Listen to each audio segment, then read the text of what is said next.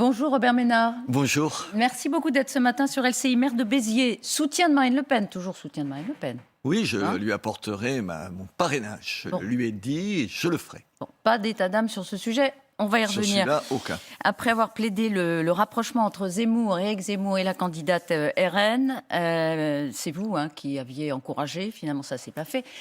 La guerre est déclarée, semble-t-il, entre les deux camps. On y reviendra dans quelques instants. Mais d'abord, ce malaise devant les images de ce groupe d'antivax qui accule un député LREM à Perpignan, Romain Gros, devant sa permanence samedi à Perpignan. Encore une fois, les images étaient quand même assez frappantes. J'ai dit malaise, vous partagez ce sentiment ? Oh, plus que malaise, crainte. Enfin, vous avez vu, on l'a vu un autre à Saint-Pierre-et-Miquelon. Il y a une violence d'une partie, en l'occurrence des antivax, qui est un vrai problème, qui est une violence injustifiée, inqualifiable. Moi, il a toute ma sympathie, ce député, comme tous les députés, qu'ils soient de droite, de gauche, du milieu, et toutes les personnes qui se font attaquer pour leurs idées. Il n'a rien fait d'autre qu'émettre, en l'occurrence, il a voté pour le pass vaccinal. Mais vous savez, moi, j'en fais pas état, mais je encore porté plainte avec Emmanuel Ménard, donc ma femme qui est députée. On a porté plainte cette semaine parce qu'on a été menacé de mort, avec des lettres insultantes, mais menaçantes. C'est ordurier.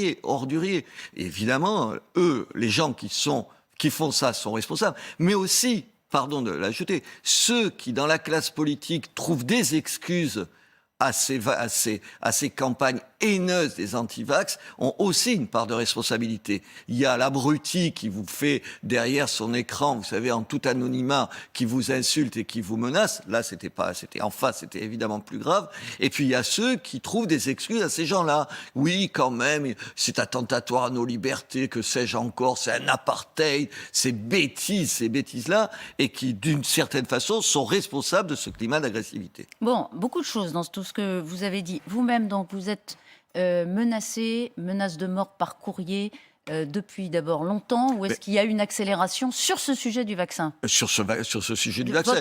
Votre soutien au pass sanitaire et au pass vaccinal, je crois qu'on peut le dire comme ça, oui, absolument. Vous fait qu'on se déchaîne contre vous. Oui, et encore plus, parce que je suis dans un camp politique à la droite de la droite, où il y a, par rapport au pass vaccinal et avant au pass sanitaire, plus que des réticences. Je suis un des seuls, peut-être le seul, à avoir dit, écoutez, là, sur ce sujet-là, pas surtout sur ce sujet-là, M. Macron a raison. Mais vous savez, on est dans une folie politique. Vous dites que quelqu'un qui n'a pas vos idées, qui n'est pas sur le même positionnement politique, vous dites qu'il a raison. Moi, j'ai reçu des messages, traite, salaud, Judas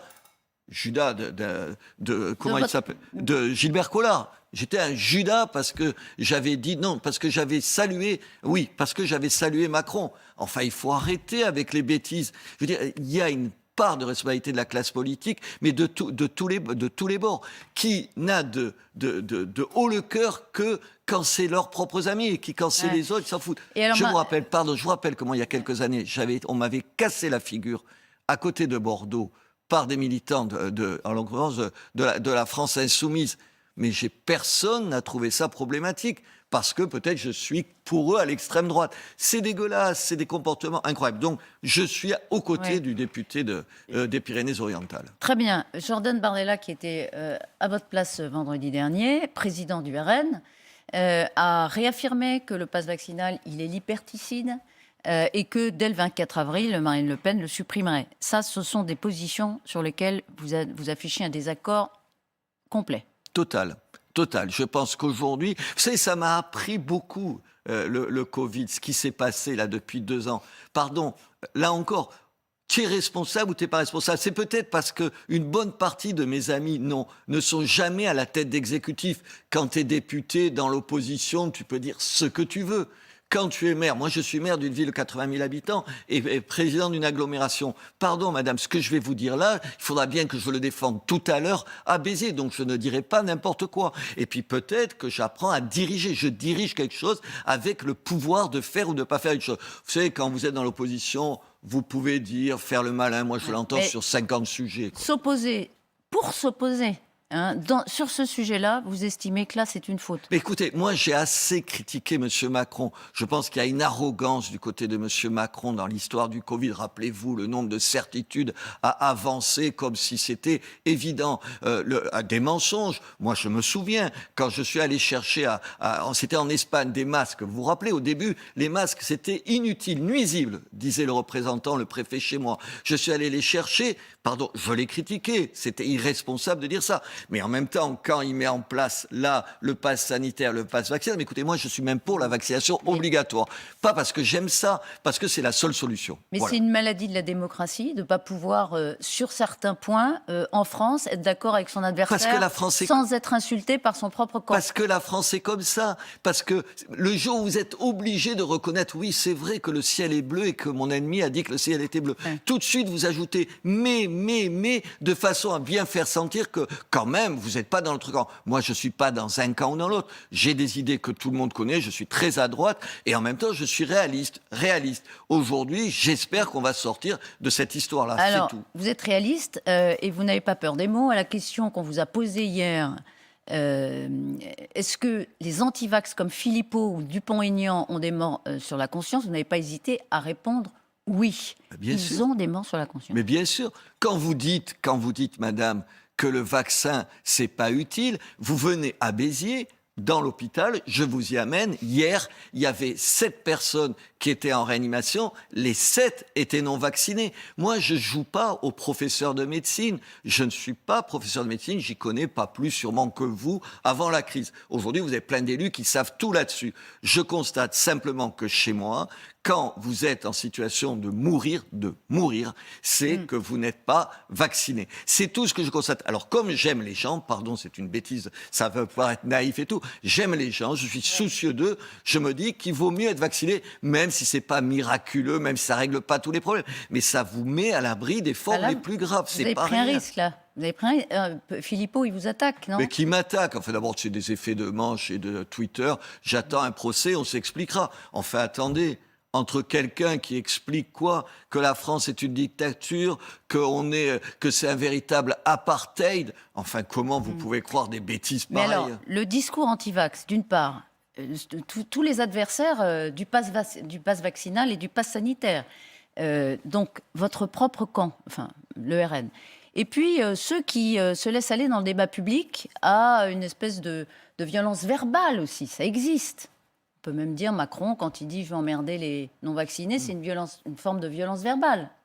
Tout ça, est-ce qu'ils ont une responsabilité dans la dégradation je pense que M. Macron... du rapport entre les Français et les élus? Vous vous rappelez, M. Macron, il avait dit que les Français avaient un droit à une vie paisible.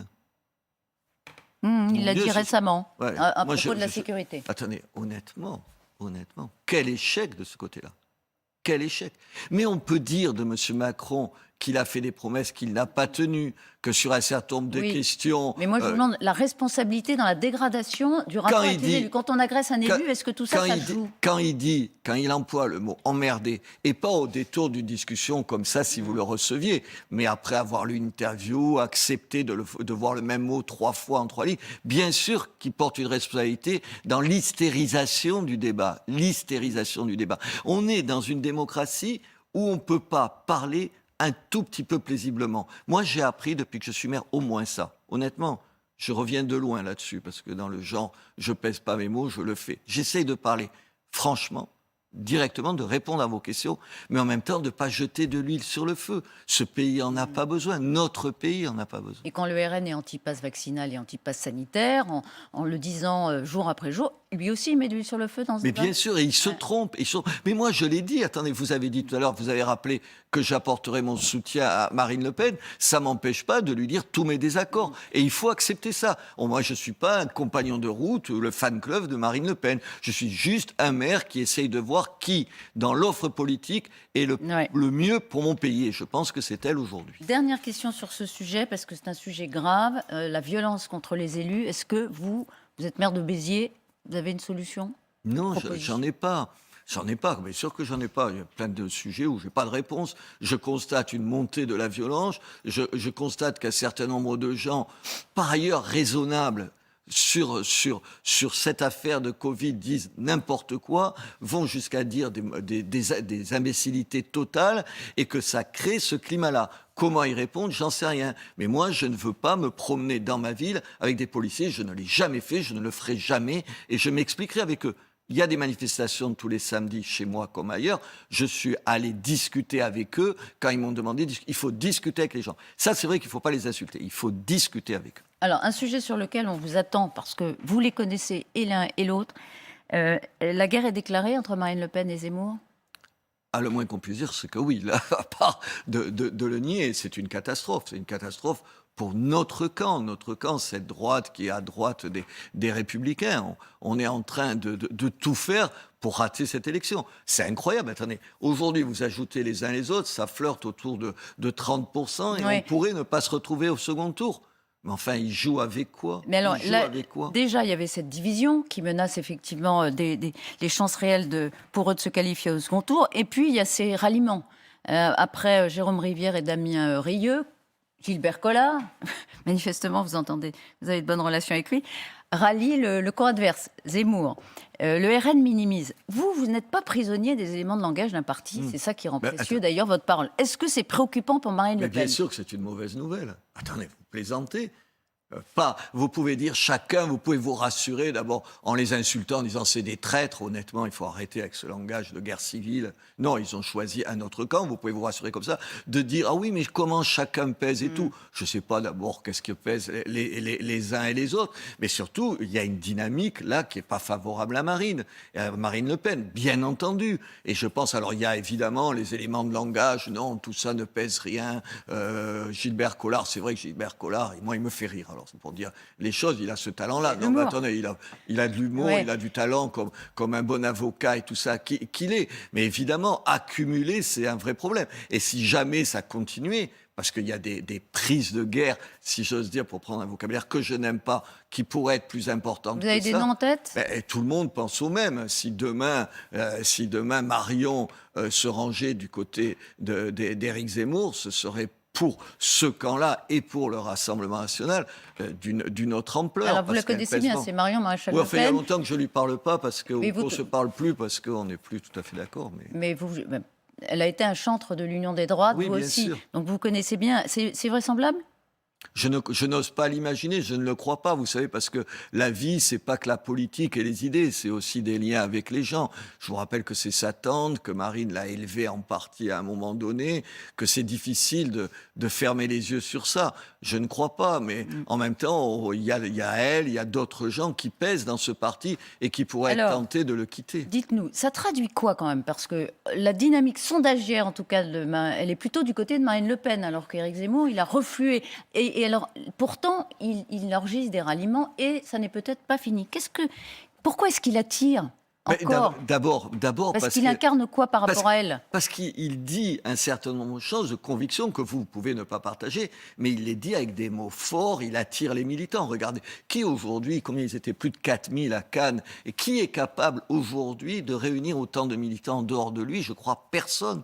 Donc il y a cette force militante, et dans les appareils politiques, il est vraiment, écoutez, je dis dans les gens hyper politisés, comme le sont les militants. Il y a ça, il me semble aussi, comment vous dire, une espèce de calcul de la part d'un certain nombre de gens. Je ne crois pas que tous ceux qui rallient aujourd'hui Éric Zemmour se disent il va être président de la République. Enfin, attendez, ça paraît peu crédible quand même pour dire... Vous n'y croyez plus du tout ? Écoutez, quand il y a 62% des Français qui pensent que vous êtes une menace pour la démocratie, c'est compliqué d'en réunir 50% dans 3 mois. Je n'y crois pas beaucoup. Mais je crois qu'aucun d'entre eux n'est naïf au point d'y croire. Mais tous savent que dans tous les cas de figure, ce sera après la présidentielle une espèce de chamboulement dans la droite, dans la totalité de la droite. D'accord. Et chacun se positionne par rapport à ça. Donc ils font un calcul. Ils pensent que Marine Le Pen ne peut pas gagner, peut-être qu'Éric Zemmour non plus, mais celui qui ramassera la mise, ce sera quand même Zemmour pour recomposer la droite. C'est ça leur calcul. Ils se disent qu'est en train de se produire là un basculement qui va faire que les cartes vont être abattues et que dans ce jeu-là, chacun se dit, mais c'est pas des calculs minables, se dit peut-être que je vais pouvoir faire peser mes idées à un autre niveau, différemment. Et puis, il y a des règlements de compte personnels à l'intérieur du Rassemblement national. Attendez, Gilbert Collard, il y a un moment qu'il s'engueule avec Marine Le Pen. Jérôme Rivière, il espérait avoir des postes qu'il n'a pas. Il y a aussi toutes ces dimensions, mais je ne veux pas réduire ça à ça. Je crois qu'à droite, il y a aujourd'hui une révolution en cours. Mais vous dites, c'est aussi des questions de conviction. Éric Zemmour, peut-être qu'il dit les choses de façon aujourd'hui plus directe et plus radicale que Marine Le Pen. J'ai une question à vous poser parce que beaucoup, effectivement, observent l'adoucissement du discours de Marine Le Pen. Elle a abandonné une conviction historique du RN et du FN. C'est l'interdiction, la suppression de la double nationalité. Elle a dit la semaine dernière, j'ai évolué sur la binationalité, alors qu'elle demandait, en 2017, je leur demande de choisir ceux qui sont binationaux. Ça, d'abord, est-ce que vous êtes d'accord? Est-ce que c'est une bonne décision? Bien sûr. Bien sûr que c'est une bonne décision. En plus, c'est stupide, c'était stupide comme demande. Prenons le Maroc. Le Maroc, vous ne pouvez pas perdre la nationalité marocaine. C'est impossible. C'est constitutif du royaume marocain. Ça veut dire quoi? Ça veut dire que même si vous demandez à un Marocain, un Franco-Marocain, d'abandonner sa nationalité marocaine, il ne peut pas. Premier exemple. Deuxième exemple, aujourd'hui, il y a une partie minoritaire, peut-être, mais une partie de la communauté juive qui a la double nationalité française et israélienne. Vous allez leur dire quoi? Que parce qu'ils ont choisi Israël, qui est quand même l'endroit, qui a été le pays qui a été créé pour abriter les Juifs au lendemain de la Shoah, vous allez les sommer de choisir entre les deux. Bien sûr qu'elle a raison. Et c'est pour ça que je la soutiens. Parce qu'elle a compris une chose, que comment se fait-il que nos idées sur l'immigration, sur l'école, sur la sécurité, sont largement... Sur l'Europe, elle a changé, mais sur ces idées-là, comment se fait-il qu'elles sont majoritaires dans les Français et qu'on n'obtienne pas la majorité des votes? Il faut rassurer les gens. Elle renonce à tout petit à petit, c'est ce que disent elle renonce pas. militants. Elle a raison de couper avec un certain nombre de totems, de tabous de la droite ou de l'extrême droite, qui sont autant de boulets à ses pieds et qui font qu'on perd systématiquement les élections. Elle le fait sans avoir demandé l'avis du parti. Mais elle a raison. Le parti était encombrant. Mais attendez, mais je lui ai dit, en gros. Dès 2017, j'ai dit à Marine, il faut que tu démissionnes et réellement de la direction de ton parti pour pouvoir avoir une liberté de parole que tu n'as pas. Elle a eu raison de le faire. Elle prend un certain nombre de positions différentes de son parti. J'espère que sur d'autres thèmes, sur les questions économiques, on en a parlé sur le pass sanitaire. Il faut arrêter de tout promettre. Il faut arrêter de faire une course à l'échalote. Une mesure, la retraite, les salaires. La retraite à 60 ans, personne ne le fera. Alors, pas plus elle que qui que ce soit. Personne ne le fera. C'est mentir aux gens. Et les gens, ils savent bien que vous mentez quand vous dites ça. Le pénisme, c'est du pragmatisme. Non, c'est un pragmatisme avec des idées essentiel sur ce qui est essentiel aujourd'hui, le pouvoir d'achat, c'est-à-dire défendre les plus pauvres sans faire une course à l'échalote. Attendez, l'immigration. On va arriver de nouveau à des chiffres de 400 000 personnes comme en 2019 chaque année. C'est pas possible. Moi, il n'y a pas d'immigration zéro, mais il faut limiter l'immigration. C'est des points essentiels et là-dessus, les Français sont d'accord. Elle ne risque pas de se dissoudre dans des prises de position finalement assez répandues, ou en tout cas partagé par d'autres candidats. Partagé de façon récente par un certain nombre de candidats qui ont bien compris que les Français, sur les questions de sécurité ou d'immigration, trouvaient insupportables les propos tenus par ceux qui disaient « c'est pas un problème ». Robert Ménard, est-ce qu'elle peut gagner cette présidentielle face à Emmanuel Macron ou Valérie Pécresse? C'est un trou de souris, ce sera difficile. Mais Marine Le Pen, aujourd'hui, en se voulant rassurante, en restant stable sur ce qui est le fondement de la droite nationale, donc quelques-unes de nos convictions, et en arrêtant de dire n'importe quoi sur un certain nombre de sujets, et on était les spécialistes de ça, sur ça, je pense que oui, elle avance. Et puis attendez, honnêtement, elle a changé, elle est moins cassante, plus à l'écoute des gens, plus près, elle accepte par exemple que je dise ce que je dis là, sans dire tu es un traître. Et elle ne va pas vous téléphoner juste après. Non, elle n'est pas dans le champ de l'humanisme, disait Richard Ferrand pour finir hier dans le Parisien. Et lui, il est dans le champ de l'humanisme. C'est quoi l'humanisme? C'est quoi? Qu'est-ce que vous croyez que je suis? Elle aime les chats, ce serait mieux d'aimer toute la diversité de l'humanité, dit-il. Que c'est minable. Vous voyez, ces petites phrases sont minables. C'est aussi minable que quand Éric Zemmour dit « Oh, elle aime les chats et moi j'aime les livres ». c'est le même mépris de classe de l'un et de l'autre. Du mépris de classe. En tout cas, elle peut gagner, mais vraiment un trou de souris. Ben oui, Donc, mais c'est comme c'est ça. possible, mais pas le plus C'est probable. comme ça la politique. C'est se possible, battre. mais c'est pas le plus probable. Bien sûr que non. Mais elle Merci, le sait, Robert on Ménard. le sait tous, mais il faut se battre. Merci d'avoir été ce matin sur LCI avec votre fougue. Bonne journée à vous.